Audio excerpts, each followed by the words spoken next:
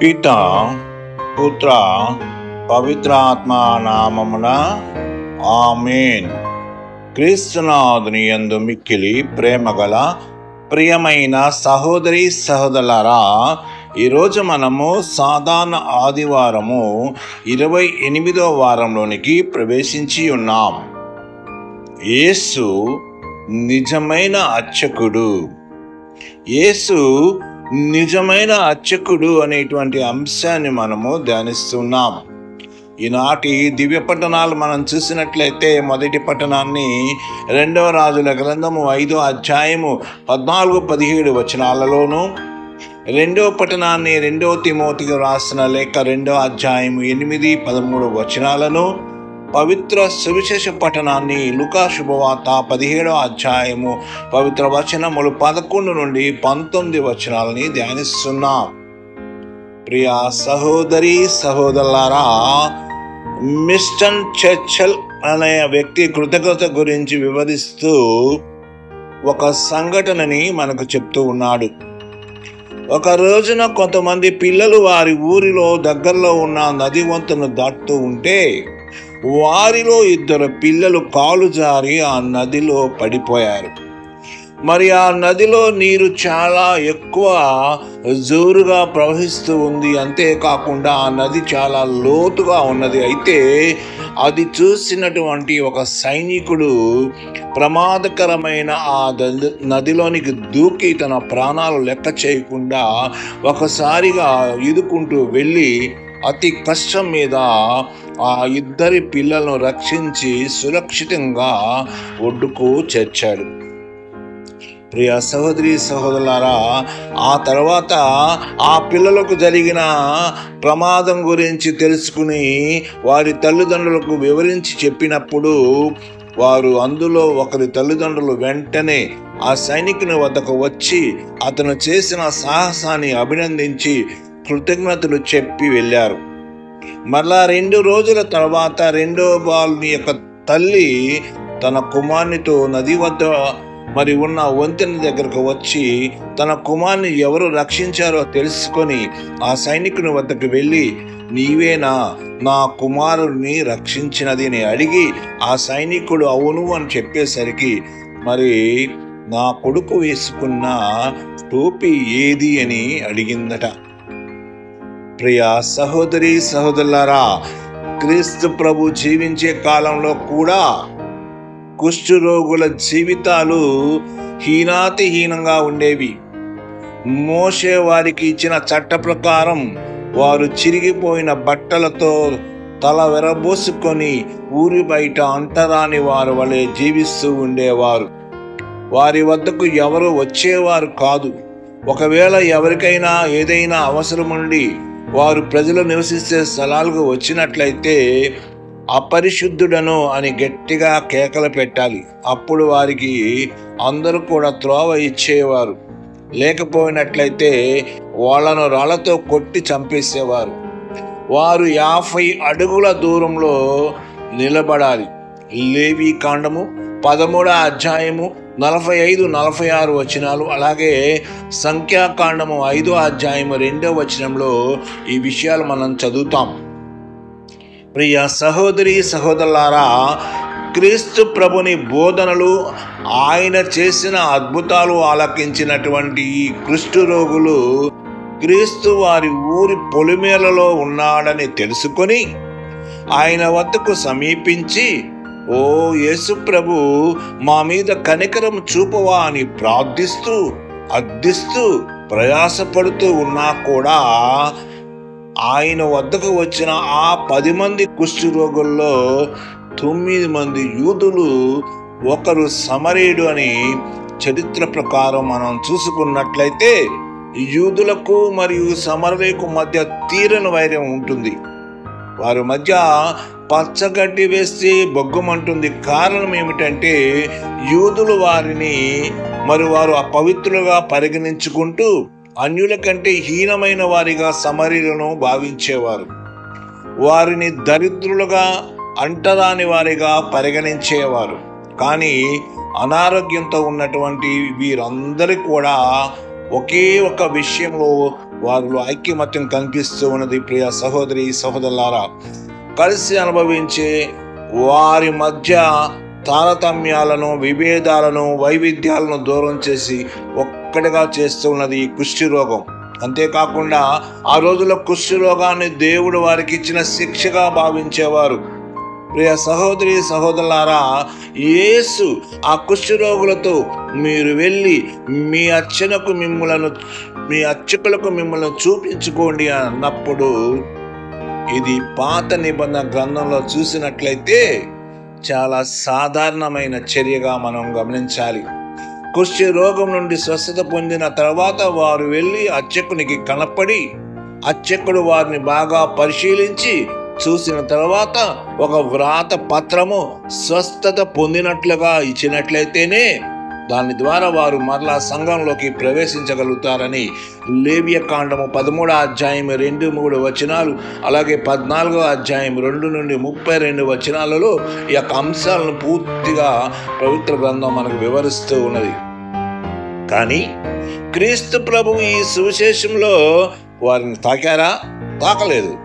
మరి వారికి స్వస్థత ఇంకా రాలేదు. అయినప్పటికీ వారు యేసు మీద విశ్వాసం ఉంచి దేవాలయంలో ఉండే అర్చకుడి వద్దకు వెళ్తూ ఉంటే వారికి మార్గమధ్యంలో స్వస్థత లభించిందని పవిత్ర గ్రంథం ద్వారా మనం వింటున్నాం. ప్రియ సహోదరి సహోదరులారా, అంటే ఈ స్వస్థత అద్భుతంలో యేసు మీద విశ్వాసము, వారి మీద వారికి నమ్మకం కలిగి ఉండాలి అనేది నేర్పిస్తూ ఉన్నది. అంటే విముక్తి అనేది మన విశ్వాసము మరియు నమ్మకం అనే వాటి మీద ఆధారపడి ఉంటుంది అని మనం గ్రహించాలి. నాకు దేవుని మీద నమ్మకం ఉందా? నేను దేవుణ్ణి విశ్వసిస్తూ ఉన్నానా? నా మీద నాకు నమ్మకం ఉన్నదా? నేను ఇతరులను నమ్మటానికి సిద్ధంగా ఉన్నానా అని మనము హృదయ పరిశీలన చేసుకోవాలి. ప్రియ సహోదరి సహోదరులారా, అలాగే మార్గ మధ్యంలో 10 మంది కుష్ఠి రోగులు శుద్ధి పొందారు కదా. అయితే వారిలో ఒక్కడు మాత్రమే తాను స్వస్థత పొందిన సంగతి గ్రహించి ఎలుగెత్తి దేవుణ్ణి స్తుతిస్తూ తిరిగి వచ్చి యేసు పాదాల మీద పడి స్తుతులు, ధన్యవాదాలు, కృతజ్ఞతా భావంతో చెల్లించాడని మనము బైబిల్ గ్రంథంలో ఈరోజు చదువుతున్నాం. కానీ అతడు సమరయుడు. అప్పుడు యేసు అడుగుతున్నాడు, మిగిలిన 9 మంది శుద్ధి కాలేదా? మిగిలిన 9 మంది ఎక్కడున్నారు అని అడుగుతూ ఉన్నాడు. సైతాను పాపము ద్వారా, అనేకమైన రోగాల ద్వారా మానవ జీవితంలో చోటు చేసుకుంటూ ఉన్నది. యేసు తన యొక్క బోధనల ద్వారా, అద్భుతాల ద్వారా సైతాన్ను ఎదుర్కొంటూ ఉన్నాడు. యేసు వారికి ఇచ్చిన స్వస్థత ద్వారా వారు సైతాన్ను కొంతవరకు జయించినట్లయితే, ఆ సమరయుడు మాత్రము సైతానుని సంపూర్ణంగా జయించాడు. ప్రియ సహోదరి సహోదరులారా, యేసును నిజమైన అర్చకునిగా గుర్తించాడు. దేవుడు యేసు యందు రక్షణ కార్యాన్ని ఆరంభించాడని తెలుసుకున్నాడు. విశ్వాసముతో యేసుని స్తుతించి పూజిస్తూ ఉన్నాడు ఆ సమరయుడు. విశ్వాసముతో యేసుని నిజమైన అర్చకునిగా అంగీకరించడం ద్వారా సమరయుడు సంపూర్ణ స్వస్థతను శారీరకంగా, ఆధ్యాత్మికంగా పొందుకుని ఉన్నాడు. ప్రియ సహోదరి సహోదరులారా, యూదులు క్రీస్తుని నిజమైన అర్చకునిగా గుర్తించలేకపోయారు. ఇక 2వ రాజుల గ్రంథము 5వ అధ్యాయం 1 నుండి 19 వచనాలు చదివితే ఇదే విషయాన్ని సూచిస్తూ ఉన్నది. మిగిలిన 9 మంది యూదులు దేవాలయంలో పనిచేసే అర్చకునితో కలిసి ధూపత్రం పొంది ఉండవచ్చు. కానీ నిజమైన సత్యవంతుడైన అర్చకుడైనటువంటి క్రీస్తును వారు గుర్తించలేకపోయారు. ప్రియ సహోదరి సహోదరులారా, మనం జాగ్రత్తగా ఒక విషయాన్ని గమనించినట్లయితే, క్రీస్తు ప్రభుని విశ్వాసం ఉంచి స్వస్థత పొందిన వారిలో చాలా మంది సమరయులు ఉన్నారు. మరియు వారంతా కూడా అన్యులే అయి ఉంటారు. ప్రియ సహోదరి సహోదరులారా, ఇప్పుడు కొన్ని విషయాలు మనం గమనించినట్లయితే, ఈరోజు సువిశేషంలో మనం చూస్తున్న కుష్ఠి రోగి సమరయుడు. ఇక 2వ విషయంకి వస్తే, కష్టమున్న వాడిని ఆదుకున్నవాడు కూడా సమరయుడే.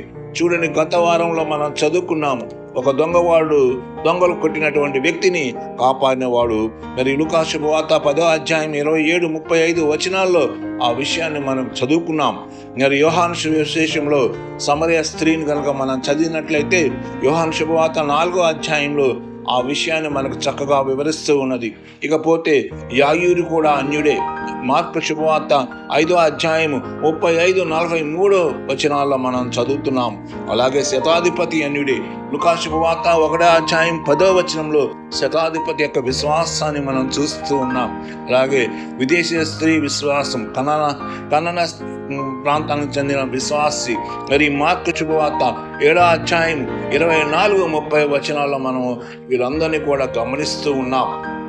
ప్రియ సహోదరి సహోదరులారా, వీరందరూ కూడా క్రీస్తును నిజమైన అర్చకునిగా, నిజమైన గురువుగా, నిజమైన దేవుని కుమారుడుగా గుర్తించగలిగారు. హెబ్రీయులకు రాసిన లేఖ 4వ అధ్యాయం 14, 16 వచనాలు మనం చదువుకున్నట్లయితే క్రీస్తు ప్రభువుని నిజమైన అర్చకునిగా తెలియచేస్తూ ఉన్నది. ఈ 10 మంది కుష్టి రోగులకు స్వస్థత కలిగిన తర్వాత మరలా వారిలో మేము యూదులము, నీవు సమరయుడు అనే భేదము తారతమ్యం కనిపిస్తూనే ఉన్నాయి. ప్రియ సహోదరి సహోదరులారా, మనలో చాలా మంది ఆ దేవుని యొక్క అనుగ్రహ వరాలని, దీవెనలు పొందుకుంటున్నాం, కానీ మనలో కృతజ్ఞతాభావం కనిపించడం లేదు.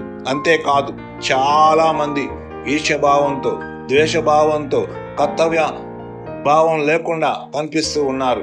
10 మంది కుష్టి రోగులను స్వస్థత కలిగింది, కానీ వారిలో 9 మందికి శారీరకమైన స్వస్థత మాత్రమే కలిగింది. అదేవిధంగా మనం పైకి మాత్రమే దేవుని బిడ్డలు మనం చెప్పుకొని తిరుగుతూ ఉన్నాం, కానీ అంతరంగంగా మనం అందరం కుష్టి రోగులమే. సమరయ వ్యక్తి యొక్క హృదయము, ఆత్మ, శరీరం అన్ని క్రీస్తును అనుసరించాయి, సత్యమైన అర్చకుని గుర్తించాయి. కానీ మనం ఇంకా అంధకారంలో జీవిస్తున్నామని గమనించాలి. ప్రియ సహోదరి సహోదరులారా, క్రీస్తు ప్రభు మనందరినీ కూడా స్వస్థపరిచారు. అయితే నేను క్రీస్తు ప్రభుని నిజంగా అర్చకునిగా గుర్తించి ఆయన చెంతకు రాగలుగుతున్నానా? నేను కొత్త జీవితాన్ని, నూతన జీవితాన్ని సాగించగలుగుతూ ఉన్నానా? ఆత్మ పరిశీలన చేసుకుందాం. ప్రియ సహోదరి సహోదరులారా, ఇవాళ మొదటి పట్టణంలో చూస్తే మరి నామాను యొక్క కుష్టి రోగాన్ని నివారించినట్లుగా మనము చదువుతూ ఉన్నాం. చూడండి ఎంత గొప్ప అద్భుతాలని మరి ప్రభు ఈరోజు మన ముందు ఉంచుతూ ఉన్నారు.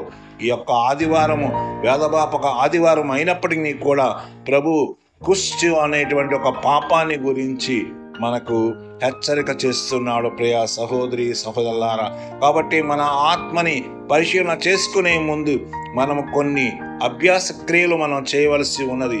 అవి ఏమిటంటే, మొట్టమొదటిగా దేవుడు నా జీవితంలో చేసిన మేలులను గుర్తించి కృతజ్ఞతాభావంతో జీవించడానికి నేను ప్రయత్నం చేస్తానని తీర్మానం చేసుకో.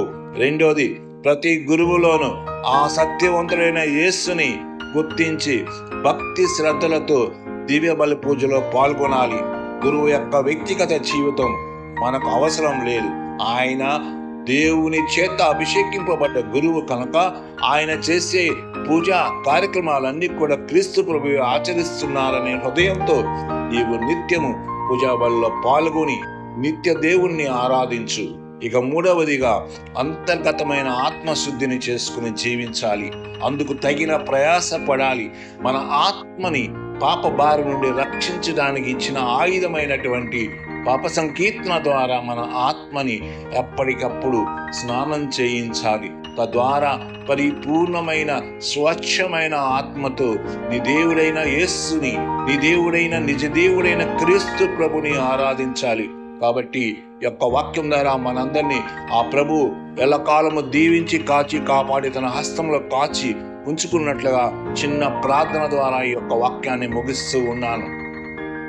ఓ నా సత్యవంతుడైన యాజకుడా, నా యేసు ప్రభువా, మీరు నాకు చేసిన మేలును గుర్తించి మీకు కృతజ్ఞతా స్తోత్రాలు చెల్లించి ప్రేమ స్వభావంతో జీవించడానికి, పొరుగు వారిని ప్రేమతో ఆదరించడానికి, సహాయం చేయటానికి నాకు మంచి మనస్సును దయచేయండి. మేము బ్రతిమాలు ప్రార్థిస్తున్నాను. నాలో ఉన్న చెడు గుణాలను తొలగించుటకు కావలసిన కృపను అనుగ్రహించి ఎల్లవేళలా నీ యొక్క ఆధీనంలో నా ఆత్మని ఉంచుకునుము. నా ఆత్మ శరీర మేలులకై మీరు నన్ను దీవించి కాచి కాపాడమని నజరేయుడైన యేసు నామమున మరియ తల్లి సకల పునీతుల ప్రార్థన సహాయముతో అడిగి వేడుకొని పొందుకొనుచున్నాము నా ప్రియ పరలోకపు తండ్రి, ఆమేన్. సర్వశక్తి గల సర్వేశ్వరుడు పితా పుత్ర పవిత్రాత్మ నామమున మనందరినీ దీవించి కాచి కాపాడి తన హస్తంలో భద్రపరుచుకును గాక. ఆమేన్, ఆమేన్, ఆమేన్.